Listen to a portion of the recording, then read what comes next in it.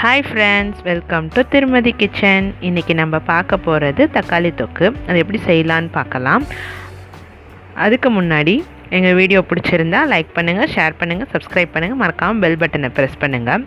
இந்த தக்காளி தொக்கு ரொம்ப ஈஸியாக செஞ்சிடலாம். இது வந்து நீங்கள் சப்பாத்தி சாதத்துக்கும் போட்டு சாப்பிட்லாம். ரொம்ப டேஸ்டியாக இருக்கும். எல்லோரும் விரும்பி சாப்பிடுவாங்க. வாங்க வீடியோக்குள்ளே போகலாம். ஒரு கடாயில் 3 டேபிள் ஸ்பூன் ஆயில் விட்டுக்கோங்க.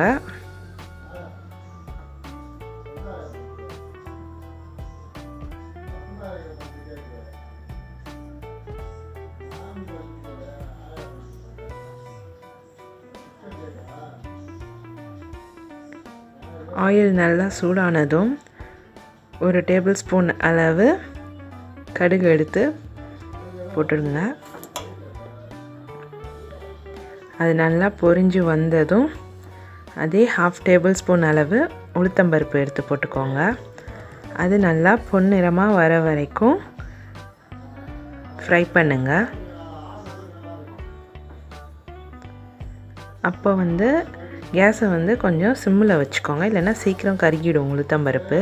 இப்போ ஆனியன் போட்டுக்கோங்க, வெங்காயம். இதை நான் ரொம்ப பொடியாக நறுக்கலை, ரொம்ப இதுவாகவும் நறுக்கலை. நீங்கள் உங்களுக்கு பொடியாக வேணும்னா நீங்கள் பொடியாக நறுக்கிக்கலாம். இப்போ நான் கருவேப்பிலை போட்டுக்கிறேன். இந்த ஆனியன் நல்லா கண்ணாடி மாதிரி வர வரைக்கும் அதை நல்லா வதக்கிக்கோங்க, ஃப்ரை பண்ணிக்கோங்க.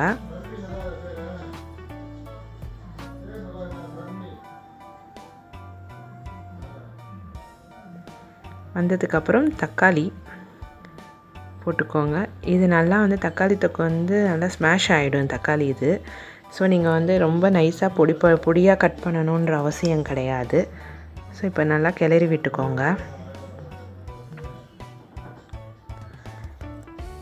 அதுக்கப்புறம் உப்பு, கல் உப்பு நான் சேர்த்துருக்கேன். அது உங்கள் தேவைக்கு ஏற்ற அளவு நீங்கள் சேர்த்துக்கோங்க.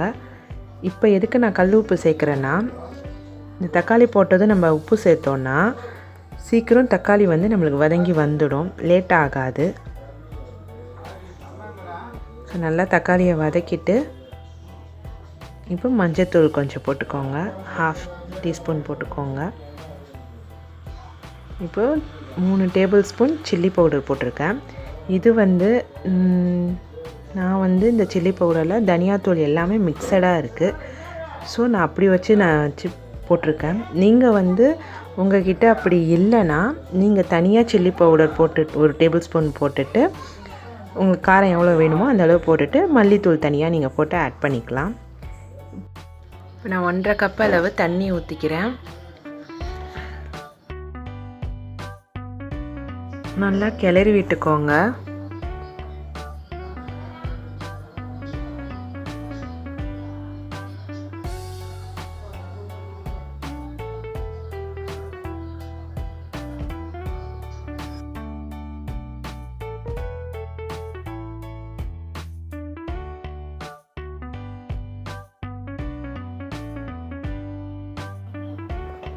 ஒரு மூடி போட்டு மூடிடுங்க.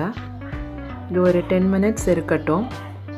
இப்போ திறந்து பார்த்தீங்கன்னா நல்லா கொதித்து இந்த தக்காளியோட ஸ்மெல்லாம் போயிருக்கும், மிளகாத்தூள் ஸ்மெல்லும் போயிருக்கும்.